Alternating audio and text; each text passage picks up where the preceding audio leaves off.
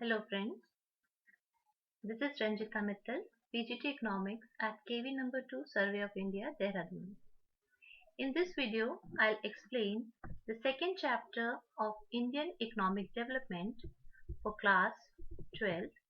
The name of this chapter is Indian Economy 1950 to 1990. I have split this chapter in two parts. In first part, we'll discuss the following points: economic system, Indian economic system, economic planning, long-term and short-term period goals, objectives of planning in India, features of economic policy under planning till 1991, success of planning in India and failures of planning in India. So first of all, we'll discuss what is economic system. Economic system क्या है? Economic system एक ऐसी व्यवस्था है जहां कोई भी economy उनके जो स्केर्सिटी ऑफ रिसोर्सेज के थ्रू जो प्रॉब्लम्स उत्पन्न होती हैं उनको सॉल्व करता है, right? It refers to a system which solves the central problem of an economy which arises due to scarcity of resources. These problems are of three types. First, what to produce and how much to produce. This is basically to decide the type and quantity of goods. Then second problem is how to produce. How to produce means the choice of technique of production. Basically, two types of techniques are there: labor intensive technique and capital intensive technique. And the third problem is for whom to produce. This is the problem of how distribution of goods would take place. Now, the solution to the above problem depends upon the types of economic system the country follows. ये तीनों जो central problems हैं उनको अलग अलग तरह से अपनी अपनी हर देश अपनी अलग व्यवस्था के अकॉर्डिंग उसको सुलझाता है और इसी को हम अलग अलग तरह से डिफाइन करते हैं. So first type of economic system is market economy और capitalism. हिंदी में जिसको हम पूंजीवाद भी कहते हैं. First, market economy. ये एक ऐसी इकोनॉमी है जहां पे forces of demand and supply they organize the economic activity. Such economy is profit motive. There is no direct intervention by the government. सरकार का इसमें कोई भी हस्तक्षेप नहीं होता. Central problem of what, how and for whom to produce are solved through price mechanism. Competition exists in such type of economy and the main feature is it fosters self-interest and economic growth increases. यही वजह है कि goods and services इस type की economy में बहुत ज़्यादा होते हैं. जीडीपी हम बहुत देखते हैं क्योंकि ये सेल्फ इंटरेस्ट पे डिपेंड करता है. प्रॉफिट मोटिव मेन इसका उद्देश्य होता है and it overlook social interest which we can say the drawback of this type of economy. Now coming to the second type of economy, it is centrally planned economy or socialism, जिसको हम हिंदी में समाजवाद भी कहते हैं. It is a planned economy which is under direct control of government. ये government या जो मेन अथॉरिटी है उसके सीधे उसके अंडर में होती है. Economic activities are regulated by the government. Social welfare is the principal objective of production activity. और इस तरह की इकोनॉमी में सारे जो महत्वपूर्ण निर्णय होते हैं वो गवर्नमेंट लेती है. Government plays an active role in the process of production. Central problems are solved through planning mechanism and no competition exists in such type of market. It ensures social justice and it ignores consumer sovereignty. इन दोनों अर्थव्यवस्थाओं के अलग एक और अर्थव्यवस्था पाई जाती है, which is called mixed economy, मिश्रित अर्थव्यवस्था. In this economy, all important decisions are taken by the government and economic activities are conducted by the government. Mixed economy या मिश्रित अर्थव्यवस्था एक हम ऐसी भी अर्थव्यवस्था कह सकते हैं जहां पर पब्लिक सेक्टर और प्राइवेट सेक्टर दोनों का समावेश होता है, दोनों मिलकर काम करते हैं, बट फिर भी इसमें full control of government in public sector and partial control in private sector.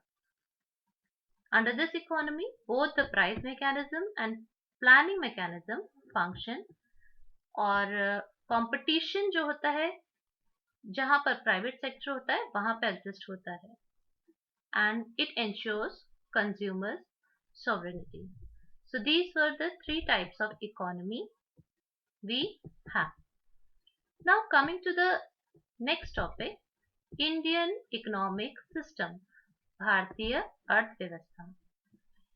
The economy in India today resembles a capitalist economy with certain modifications.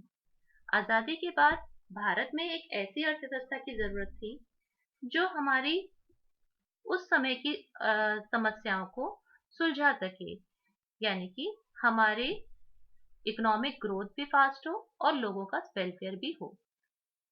So, most economies in world sit somewhere between a market economy and centrally planned economy. India is one of these countries that has a mixed economy with several characteristics of a market economy. Bharat एक मिश्रित अर्थव्यवस्था वाला देश है जहां पर ये capitalism और सोशलिज्म दोनों के मिश्रित फीचर्स को हम इसमें पाते हैं. The Indian economy was called an underdeveloped economy but slowly became a developing economy but is now referred to as the mixed economy.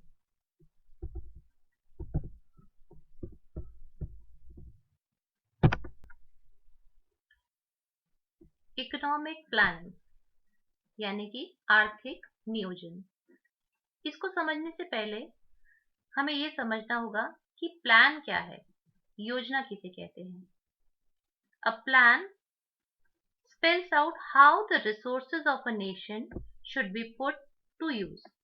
It should have some general goals as well as specific objectives which are to be achieved within a specified period of time. Now, economic planning it refers to a system under which a central authority sets a set of targets and specifies a set of programs and policies to achieve those targets and specifies a set of programs and policies to achieve those targets within the specified period of time. आर्थिक नियोजन जिसमें सरकार कुछ लक्ष्य निर्धारित करती है और एक सीमित अवधि में उन लक्ष्यों को प्राप्त करने की कोशिश करती है, इसे ही हम इकोनॉमिक प्लानिंग कहते हैं. The principal focus is on the rational management of scarce resource. बहुत ध्यान देने वाली बात है कि यहाँ पे जो मेन फोकस होता है सरकार का कि जो रिसोर्सेस संसाधन जो सीमित हैं उनको रैशनल मैनेजमेंट हो, उसका सीमित तरह से उपयोग हो और ज्यादा उससे satisfaction मिल सके. The resources are so optimally utilized that the social welfare is maximized along with GDP growth. In India, the idea of economic planning became a reality with the setting up of Planning Commission in 1950 under the chairmanship of Professor P.C. Mahalanobis. Bharat में श्री प्रशांत चंद्र महालनोबिस को father of Indian statistics भी कहा जाता है. भारत में planning commission की स्थापना के जनक भी यही माने जाते हैं. He was the chairman of planning commission in 1950. Now what was the need of planning in India. जैसा कि हमने फर्स्ट चैप्टर में ऑलरेडी पढ़ चुके हैं कि at the time of independence, at the eve of independence, Indian economy was poor, backward and stagnant. It was backward as the level of output and productivity were low, and it was stagnant as the GDP growth was extremely low. यानी कि हम economy को production के basis पे देखें, GDP के basis पे देखें, हर उस पैमाने पर भारतीय अर्थव्यवस्था की स्थिति बहुत खराब थी. Such an economy could not be left to the market forces of supply and demand to trace its path of growth and development. ऐसी इकोनॉमी को हम सिर्फ मार्केट फोर्सेस की पर ही हम नहीं छोड़ निर्भर रह सकते थे कि वहाँ उसी के थ्रू हम अपनी जीडीपी को बढ़ा लेंगे. इतनी बड़ी अर्थव्यवस्था के लिए एक बहुत बड़ा एक ऐसा इन्वेस्टमेंट, एक ऐसे सपोर्ट की जरूरत थी जो गवर्नमेंट दे सके.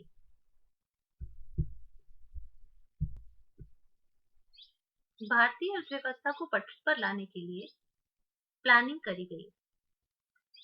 प्लानिंग कमीशन ने इस प्लानिंग को 5-5 साल के अवधि में बांटा.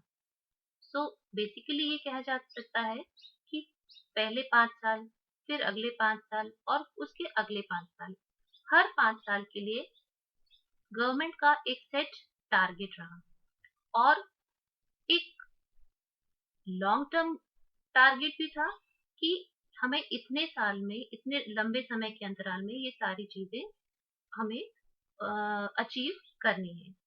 तो जो प्लानिंग के ऑब्जेक्टिव्स और गोल हैं उसको हम दो भागों में बांट सकते हैं. First is long period and second is the short period objectives of planning. Long term goal, these goals are common to all 5-year plans and are therefore studied as common goals of 5-year plans or objective of planning. Long term goal 5 हैं जो सभी 5-year plan के लिए common होते हैं. Planning India focuses on 5 long period goals objectives as under. First is GDP growth. Increase in GDP leads to economic growth. पहला उद्देश्य था कि जीडीपी की ग्रोथ को बढ़ाया जाए. जीडीपी ग्रोथ बढ़ेगी जब इकोनॉमी में गुड्स एंड सर्विसेज ज्यादा से ज्यादा प्रोड्यूस होंगे. It implies a consistent increase in GDP और लेवल ऑफ आउटपुट और increase in the flow of goods and services in the economy over a long period of time. Second objective was full employment. Full employment is a condition when all the people who are able and willing to work at the market wage rate are getting work. Full employment एक ऐसी condition मानी जाती है जहाँ पे सभी व्यक्ति जो काम करना चाहते हैं प्रेजेंट मार्केट वेज रेट पर, उन सबके पास काम है. ध्यान देने वाली बात यह है कि full employment doesn't mean zero unemployment. इसीलिए हम कहते हैं कि all the people who are willing and able to work at the market rate are getting work. That condition is the condition of full employment. Third condition, third objective or third goal is equitable distribution. Equitable distribution of income implies social equality, and this is one of the principal objective or goal of planning in India. Benefits of growth must spread across all sections of the society so that the distribution of income becomes equitable. Income की जो distribution है वो आय का समान वितरण जिसको हम कहते हैं वो होना चाहिए, जिससे कि रिच और पुअर की जो गैप है वो कम से कम हो. Fourth objective of long term planning is modernization. Modernization, it refers to updation and adoption of modern technology in the process of growth. Growth के प्रोसेस में हम नई से नई टेक्निक्स को यूज करें, उनको अपनाएं। ये एक और ऑब्जेक्टिव मानते हैं हम लॉन्ग टर्म गोल का। ग्रीन रेवोल्यूशन, भारत में जो हरित क्रांति आई थी, ये उसका एक वेल नोन उदाहरण है। या इसके अलावा हम आईटी सेक्टर में जो बहुत अच्छा बूम आया था, वो भी इसी मॉडर्नाइजेशन गोल का उसका हिस्सा है। Now self sufficiency, fifth target, fifth long term goal is self sufficiency. Self sufficiency means dependence on domestically produced goods, particularly food grains. The basic idea was not to export Indian economy to political pressure from rest of the world. Now come to the short period goals or objectives. Short period goals or objectives वो targets जो छोटे समय में, यानी कि हर पंचवर्षीय योजना का जो एक उद्देश्य, उसको हम शॉर्ट पीरियड गोल कह सकते हैं। भारत में पंचवर्षीय योजना जो पहली योजना थी, उसकी ये टेबल एक है, यहाँ पे आप देख सकते हैं। First 5-year plan, it was started on 1st April 1951 till 31st March 1956. This was the duration of first 5-year plan. The main objective of this 5-year plan was increase in agricultural production, और जिसको हम ये भी कह सकते हैं कि self sufficiency in food grains and equitable distribution of production, income and wealth. Second 5-year plan started from 1st April 1956 to 31st March 1961. The principal objective of this plan was increase in industrial production, development of heavy industry. Third 5-year plan initiated from 1st April 1961 to 31st March 1966. The principal objective of this 5-year plan was self-sufficiency in food grain production, generation of employment opportunities, reduction in inequality. After the first 3 5-year plans, there was one annual plan. The duration of this plan was 1st April 1966 to 31st March 1969. The duration of fourth plan was 1st April 1969 to 31st March 1974. Fifth plan initiated from 1st April 1974 to 31st March 1979. After fourth and fifth 5-year plan, again one annual plan was initiated. The duration of this annual plan was 1st April 1979 to 31st March 1980. Sixth 5-year plan started from 1st April 1980 to 31st March 1985. Seventh plan started from 1st April 1985 to 31st March 1990. After 6th and 7th 5-year plan, again two annual plans run one after another. The duration of this two annual plan was 1st April 1990 to 31st March 1992. After this period, again eighth 5-year plan initiated from 1st April 1992 to 31st March 1997. Ninth 5-year plan started from 1st April 1997 to 31st March 2002.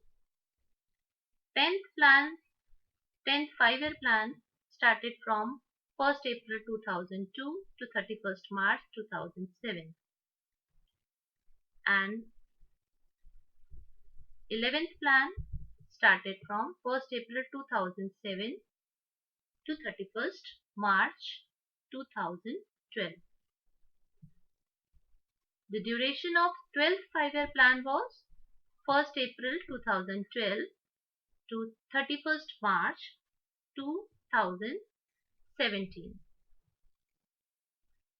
The objective of this 12th five-year plan was faster, sustainable and more inclusive growth. In February 2015, it has been decided to replace the Planning Commission by Niti Aayog. The role of Niti Aayog is to make such policies that accelerate the pace of GDP growth. Now friends, we'll discuss the features of economic policy under planning till 1991. First feature was heavy reliance on public sector. मतलब public sector government sector पर ज्यादा आत्मनिर्भरता. Prior to 1951, there was heavy reliance on public sector because it was assumed that only government can be instrumental in realizing the objective of social justice and equity. और इसीलिए 1956 में IPR जो था, there were 17 industries reserved for public sector and 12 industries for the private sector. Second feature, regulated development of private sector. Private sector का जो विकास था वो पूरी तरह से पब्लिक सेक्टर के अंडरटेकिंग में था, उनके पूरी तरह से नियंत्रण में था और ये नियंत्रण किया जाता था through the tool of licensing. किसी भी प्राइवेट सेक्टर अंडरटेकिंग को, फर्म को शुरू होने के लिए कुछ ऐसे पर्टिकुलर उद्योग थे जिसको शुरू करने के लिए उन्हें लाइसेंस की जरूरत होती थी, उन्हें गवर्नमेंट से लाइसेंस लेना पड़ता था, तभी वो उन चीजों का प्रोडक्शन कर पाते थे. Third feature is inward looking trade strategy. It implied domestic production of goods which were imported from abroad. ऐसी चीजों का प्रोडक्शन अपने ही देश में करना जिनका विदेशों से आयात किया जाता था, इसको इनवर्ड लुकिंग ट्रेड स्ट्रैटेजी कहा जाता है. इसके पीछे जो बेसिक आइडिया था वो फॉरेन एक्सचेंज को बचाना और आत्मनिर्भर बनना था. Fourth feature was protection to small scale industries. लघु उद्योगों को प्रोटेक्शन प्रोवाइड करना भी एक उद्देश्य था. The production of number of products was reserved for the small scale industries. और ये प्रोटेक्शन उनको प्रोवाइड किया जाता था by imposing lower excise duty on their production and providing lower interest, providing them loans at lower rate of interest. Fifth feature was the development of heavy industries. As heavy industries are the basis of all other sort of industries, so heavy industries like electricity generation, engineering goods and iron and steel industries were to be developed on the priority basis. And sixth point was the focus on saving and investment. Saving and investment were identified as the key determinants of economic growth. High interest rates were offered to promote saving. लोग ज़्यादा से ज़्यादा save करें banks में, इसलिए rate of interest जो थी वो हाई करे गए. While investments were induced through subsidies and capital grants. और जो निवेश करना चाहते थे उनको सब्सिडीज भी गवर्नमेंट की तरफ से प्रोवाइड की गई. Now we'll discuss the achievements of planning in India. So first big achievement was increase in national income. Prior to planning, इस प्लानिंग से शुरू होने से पहले जहाँ पे नेशनल इनकम 0.5% पर एनम था, वही 12 5 ईयर प्लान आते आते हमारे देश की नेशनल इनकम 6.5% तक पहुंच गई. Second achievement was increase in per capita income. During the period of planning, initially the pace of growth was slow, just 2.7% during the first plan. But जैसे जैसे हम प्लान आगे बढ़ते गए, 12th प्लान तक आते आते the estimated growth rate was 5.3% per annum. Third achievement of planning in India was generation of employment. Due to innovations, new policies, agricultural reforms, and diversification of industries, the country was able to increase employment opportunities. Fourth achievement was the diversification of industrial sector. 5 year plans gave a big push to the basic and capital good industries like iron and steel industry, machinery, chemical fertilizers, etc. As a result, we were producing all kinds of consumer and capital goods in India. Next achievement of planning in India was the development of infrastructure, both social and economic. In economic infrastructure, the means of transport and communication, irrigation facility and power generation capacity, banking and insurance facility are the key elements of economic infrastructure, whereas health and educational facilities are the key parameters of social infrastructure. These all have recorded a significant rise over time. Another big achievement of planning in India was rise in capital formation. Capital formation is very essential to increase the level of investment and income in the economy. The rate of capital formation increased from 10% in 1956 to 39% in 1990. Now let us discuss some failures of planning in India. The first big failure was increase in poverty. Elevation of poverty was the central theme of planning, but this is where we stand. In India, 29.9% of population still lives below the poverty line.